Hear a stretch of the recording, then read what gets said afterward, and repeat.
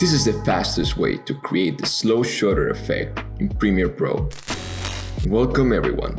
Once you have your clip in the timeline, we go to the Effects panel and search for the Echo effect and drag it into our clip. In the Effect Control panel, we start personalizing this effect by setting the echo time to -0.020. Then, depending on our footage, we can increase the number of echoes from 7 to 12. For this one, I'll set it to 12. Also, I'll set the decay to 0.80. And for the echo operator, it will also depend on how your footage will look at the end. For this one, I'll set it on screen because the other options tend to lose definition from her face.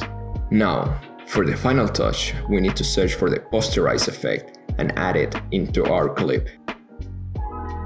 Next, we set the frame rate to 6.0. And that's how you can recreate the slow shutter effect. If this video was helpful to you, please give it a like so it can assist others to find this video. Also consider watching this video on how to create the screen pop effect in Premiere Pro.